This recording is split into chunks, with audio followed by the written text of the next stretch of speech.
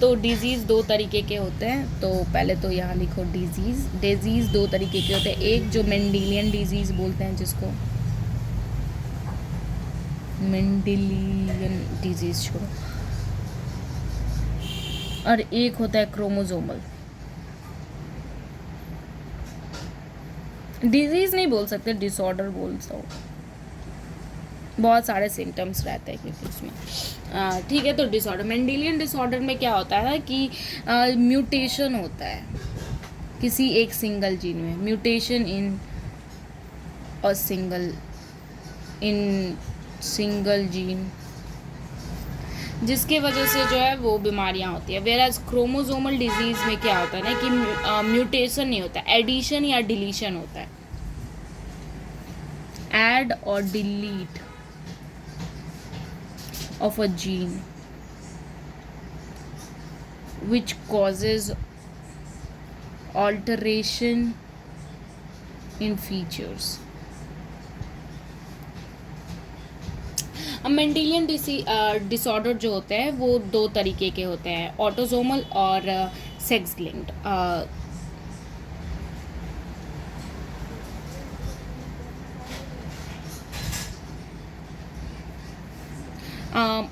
पता होगा कि हमारे बॉडी में दो तरीके के सेल होते हैं, एक होता है सोमैटिक और एक होता है जर्म। सोमैटिक सेल को ही ऑटोसोम भी बोलते हैं और जर्म सेल को सेक्स सेल भी बोलते हैं, या फिर हाँ यही दोनों बोलते हैं। ठीक है, तो इसको ऑटोसोमल डिसऑर्डर बोलते हैं, जो मतलब ऑटोसोम सेल से होता है, ऑटोसोमल डिसऑर्डर।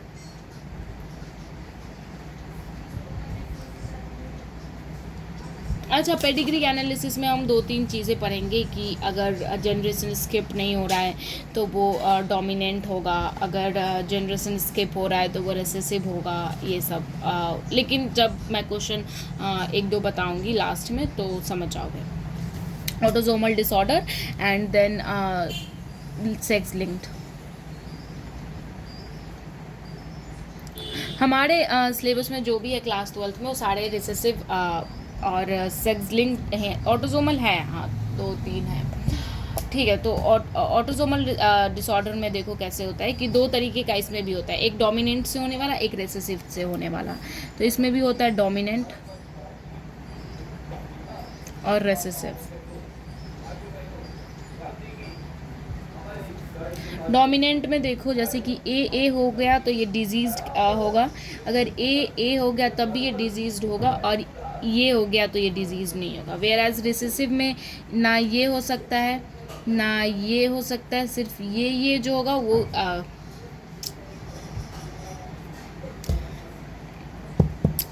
डिजीज़ होगा। इसमें हम लोग बस एक पढ़ते हैं और उसका नाम शायद हमारे एनसीईआरटी में दिया गया है, वो है मायोटोनिक डायस्ट्रॉफी करके कुछ है, जो मैं एक्चुअली एनसीईआरटी का ये फ़ोटो भेज दूँगी तो देख लेना और पढ़ लेना, उसको एक बार समझ में आ जाएगा। एक्स लिंक में हम लोग दो तरीके का सेक्स लिंक्ड में हम लोग दो तरीके से पढ़ते हैं, जो मतलब एक एक्स जर्म सेल दो तरीके के होता है ना, X cell and Y cell. जब एक्स वाई होता है तो मेल होता है, और एक्स एक्स अगर मिल जाए तो फीमेल होती है। ये तो क्लियर है ना। तो एक एक्स होता है और एक वाई होता है। हमारे सिलेबस में जितने सारे हैं वो एक्स वाले ही हैं, लेकिन वाई वाले में जो है वो सिर्फ मेल में ही होगा, फीमेल में तो होने के चांसेस ही नहीं है।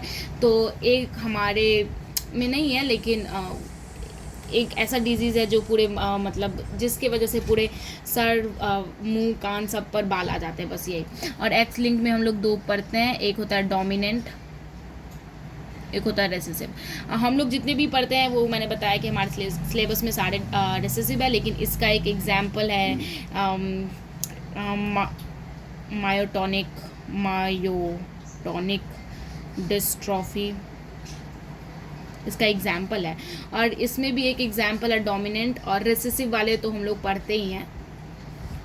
तो डोमिनेंट वाले में जो इसका एक एग्जाम्पल है वो है विटामिन डी रेजिस्टेंट हो जाती है हमारी बॉडी, जिसकी वजह से रिकेट्स हो जाता है।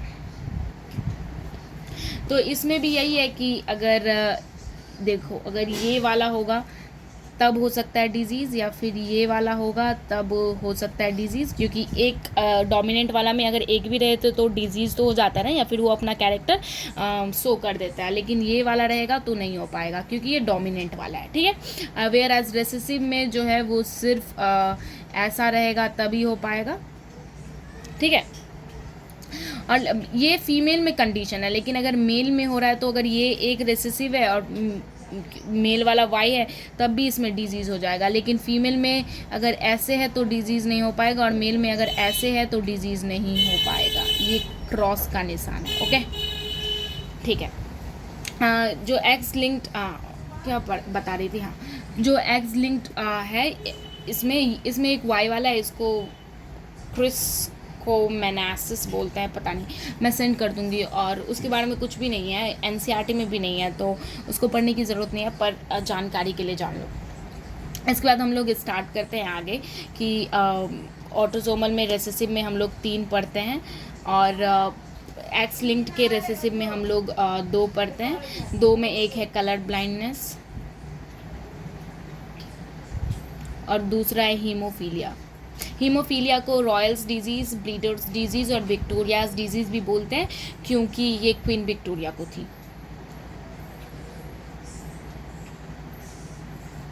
और जो ऑटोसोमल रिसेसिव में हम लोग पढ़ते हैं वो पढ़ते हैं sickle cell anaemia, sickle cell anaemia. दूसरा हम लोग पढ़ते हैं थैलेसीमिया, थैलेसीमिया। और तीसरा पढ़ते हैं फिनाइल कीटोन्यूरिया।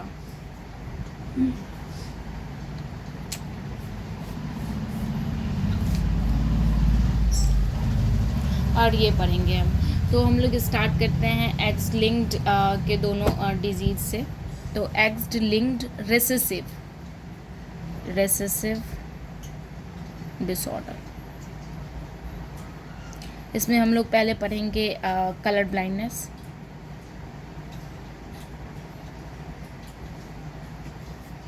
कलर ब्लाइंडनेस जो है सर्टेन जगह पर mutation at X chromosome on certain place, X chromosome at certain place due to which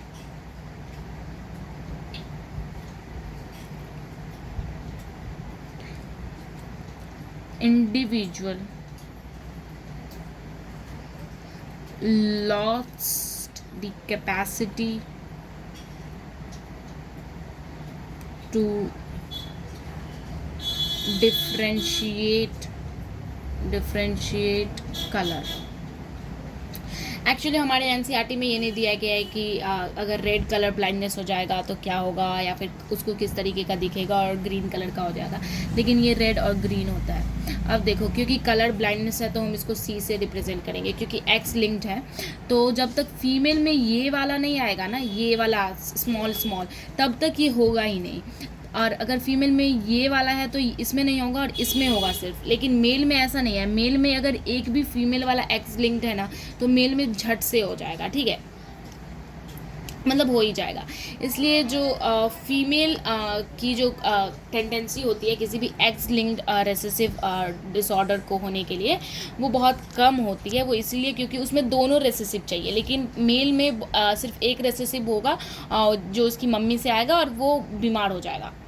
इसीलिए जो मेल की टेंडेंसी है वो हो जाती है 8%, वेयर एज फीमेल की जो टेंडेंसी होती है वो 0.4% ही रहता है, जो कि इसके 20 गुना ज़्यादा है। यानी कि मेल जो है वो ज़्यादा खतरे में है फीमेल से, इतना समझ लो। वैसे ही हीमोफीलिया देखते हैं। हीमोफीलिया में इसको ब्लीडर्स डिजीज़ भी बोलते हैं। क्या होता है इसमें हम बताते हैं। ब्लीडर्स डिजीज़,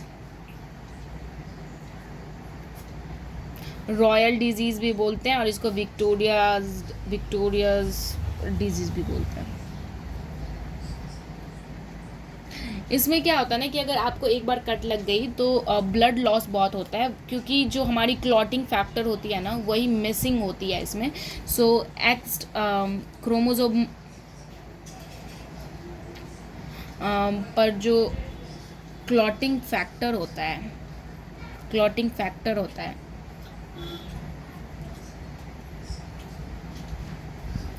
उसको ये म्यूटेट कर देती है, सिर्फ एक को करती है, याद रखना, म्यूटेट करती है, जिसके वजह से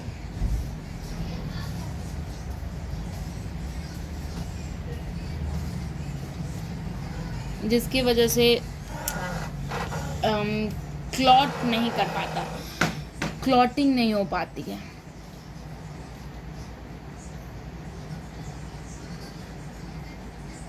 अब अगर क्लॉटिंग नहीं हो पाई या फिर उसका जो रिएक्शन है वो स्टार्ट नहीं हो पाएगा या फिर जो प्रोसेस है वो स्टार्ट नहीं होगा तो क्या होगा, ब्लड लॉस होता रहेगा, ब्लड लॉस होता रहेगा।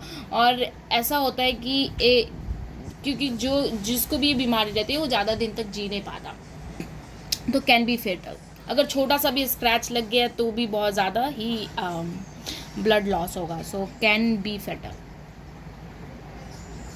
अब इसमें देखो कि इसमें भी वही है कि फीमेल को होने के चांसेस बहुत कम है, लेकिन बहुत कम नहीं है, होता है लेकिन बहुत ही रेयर केस में होता है, क्योंकि फीमेल को चाहिए ये, फीमेल में ये में इसमें नहीं होगा, इसमें भी नहीं होगा।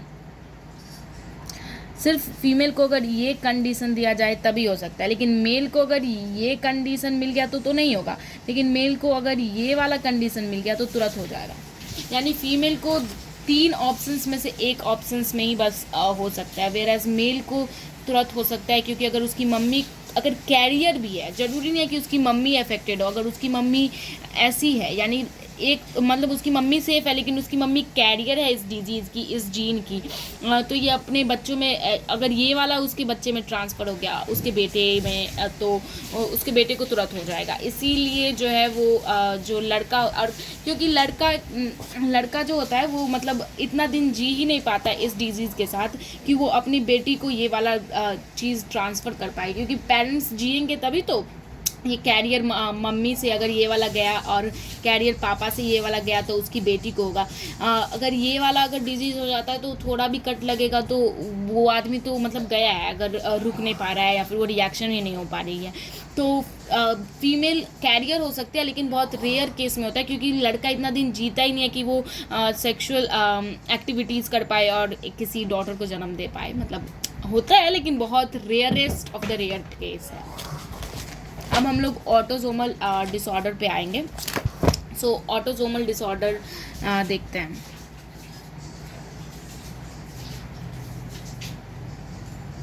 ऑटोसोमल डिसऑर्डर में भी जो डोमिनेंट वाला है उसमें मायोटॉनिक डिस्ट्रॉफी है। ये वाला जो इसका पेडिग्री एनालिसिस एनसीईआरटी में दिया है तो मैं भेज दूँगी, उसको स्टडी कर लेना। और ये इसका कहीं चर्चा वर्चा नहीं है, बस क्योंकि ये वाला जो डिजीज़ है इसके नाम पर एक पेडिग्री एनालिसिस दिया गया है एनसीईआरटी में, इसलिए इसको पढ़ना पड़ता है। वेयर एज ऑटोसोमल डिसऑर्डर जो है रिसेसिव वाला, उसमें 3 हम लोग पढ़ते हैं, sickle cell anaemia, thalassemia and phenylketonuria. Sickle cell anaemia, thalassemia and phenylketonuria में सिकल सेल एनीमिया जो है वो क्वालिटेटिव प्रॉब्लम है कि क्वालिटी ऑफ द आरबीसी ख़राब हो जाती है, वेयर थैलेसीमिया जो है वो क्वांटिटेटिव प्रॉब्लम है, यानी कि इसमें क्वालिटी तो ख़राब होती है लेकिन क्वांटिटी यानी काउंट भी जो आरबीसी का होता है वो कम हो जाता है। वेयर एज फिनाइलकीटोन्यूरिया जो है वो जो है म्यूटेशन हो जाता है इस वाले में, जिसकी वजह से इसको ये जो ग्लूटामिक एसिड बना रहा होता है वो अब वैलीन बनाने लगता है। सॉरी, ये जो ग्लूटामिक एसिड, हाँ सही है, वैलीन बनाने लगता है। और जो एक सेकेंड, फिनाइलकीटोन्यूरिया में तो पायरुविक एसिड टायरोसिन बनता है। हाँ, ये वाला जो है ना, गलती हो गया क्या।